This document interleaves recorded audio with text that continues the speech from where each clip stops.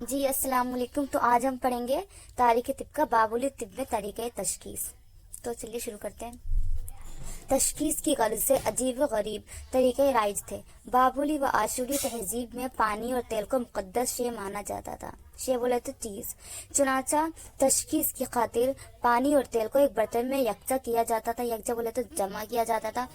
اگر پانی کی سطح پر یعنی کہ اس کی بالکل ڈیپتھ میں تیل کا حالات یعنی کہ رنگ نمودار ہو جاتا تو یہ علامت تھی کہ مرض قابل علاج ہے، یعنی اس کا علاج ہو سکتا ہے۔ اور اگر پانی کی سطح پر تیل پھیل جاتا تو پھر شفا کی امید کم ہو جاتی تھی، یعنی مرض بہت خطرناک ہے، اس میں شفا یعنی کہ علاج ہونا مشکل ہے۔ اسی طرح آگ جلا کر اس کی رنگت سے یعنی اسی کلر اس کو دیکھ کر بھی امراض کی تشخیص ہوتی تھی۔ اگر آگ کا لال رنگ اچھی اور زرد یا سبز رنگ بری علامت سمجھا جاتا تھا، یعنی اگر لال رنگ کی ہے تو وہ اچھی یعنی مرض ٹھیک ہو سکتا ہے، ٹھیک ہے۔ اگر وہ زرد ہو گئی زرد ہو گئی ہے، اس کے سبز رنگ بری علامت، زرد یعنی بہت تیز ہو گئی ہے تو بری سمجھا جاتا تھا۔ لیکن اس بات کے شواہد یعنی کہ ثبوت بھی موجود ہیں کہ اس وقت مریض کے تھوک، پیشاب اور پاخانے وغیرہ کی رنگت سے بھی تشخیص ہوتی تھی، ٹھیک ہے۔ انہیں دیکھ کر بھی پتہ لگایا جا سکتا تھا، یہ ثبوت ہے۔ بابلی طب میں طریقہ علاج، اور وہ علاج کیسے کرتے تھے؟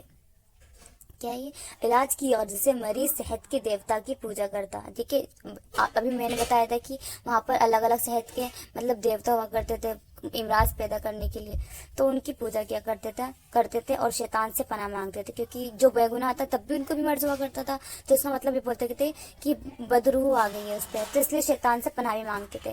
جبکہ طبیب جھاڑ پھونک اور جادو کے ذریعے شیطانی طاقت کو شکست دینے کی کوشش کرتے تھے، ٹھیک ہے۔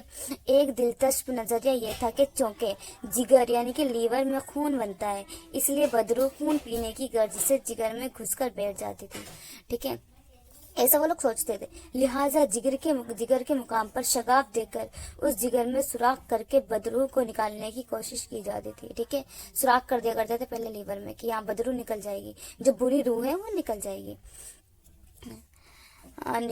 اگر مریض دماغی امراض جیسے اگر مریض کوئی دماغ والی امراض یعنی دماغ سے ریلیٹڈ کوئی بیماری ہے جیسے پاگل پن وغیرہ میں مبتلا ہوتا تھا تو اس کا آخری علاج کے طور پر اس کے سر میں سوراخ کر کے خبیث روح کو نکالنے کی کوشش کی جاتی تھی، ٹھیک ہے۔ جیسے کہ کوئی بیمار دماغ کی حالت میں اور اس کا علاج کرتے رہے، وہ تب بھی ٹھیک نہیں ہو رہا، آخری طور پہ کیا کام کریں گے، جسے اس کی جان کی وہ آ گئی نوبت آ گئی تو اس کے دماغ میں سوراخ کر دیا کرتے تھے کہ چلو ایسا اب یہ نہیں پتا کہ اس سے وہ ٹھیک ہوا کرتا تھا کہ نہیں ہوا کرتا تھا، لیکن جو پرانے جو بونس وغیرہ جو سب دکھتی تھی تو ان سے پتہ چلتا ہے سوراخ تھے، پر یہ نہیں پتا تھا کہ وہ ٹھیک ہوتے تھے کہ نہیں ہوتے تھے، اس کا کوئی ثبوت نہیں ہے۔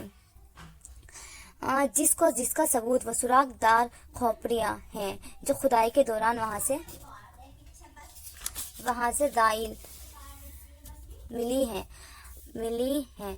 اگر مریض کوئی بڑی شخصیت جیسے اگر کوئی امیر جاز جیسے کہ کوئی بڑی پوزیشن جیسے بادشاہ یا وزیر وغیرہ ہوتا تو اس کے نام پر کسی جانور بھیڑیا بکرے کا صدقہ کیا جاتا، یعنی بلی ایک طرح سے، پھر اس جانور کے جگر میں سوراخ کر کے بدروح کو نکالا جاتا تھا۔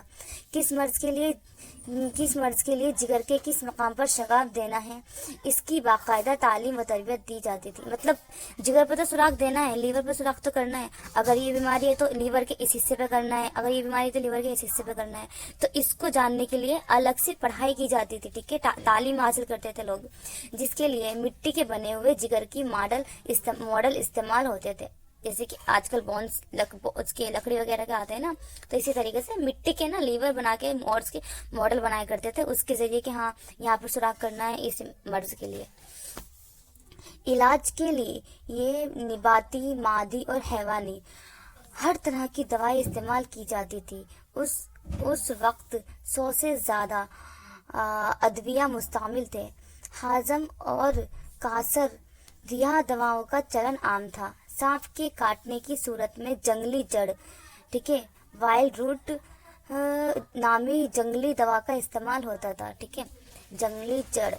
مندرجہ بالا بیان سے ثابت ہوتا ہے کہ بے شک بابلی و آشوری طب پر توہمیات پر مبنی کمزور عقیدے غالب تھے. ٹھیک ہے, کمزور جبکہ ایسا ہے نہیں, اس کا مطلب کمزور تھے نا وہ لوگ, ان کے عقیدے یقین کمزور تھے, جو اس وقت کے تہذیب کا ایک حصہ تھے, لیکن طب بحیثیت فن کی ابتدا بھی ہو چکی تھی. ٹھیک ہے, بابلی و عاشوری طب کے ذرائع معلومات انشاءاللہ ہم لوگ نیکسٹ ویڈیو میں پڑھیں گے انشاءاللہ. چلیے پڑھ لیتے ہیں کیا لکھا ہے. دائیں, عملی تربیت کے لیے مٹی سے بنا جگر کا ماڈل. ٹھیک ہے, نیشنل میوزیم عراق. بائیں, کھدائی سے برآمد ایک سوراخ دار کھوپڑی, انسٹیٹیوٹ آف لارنس. شکریہ.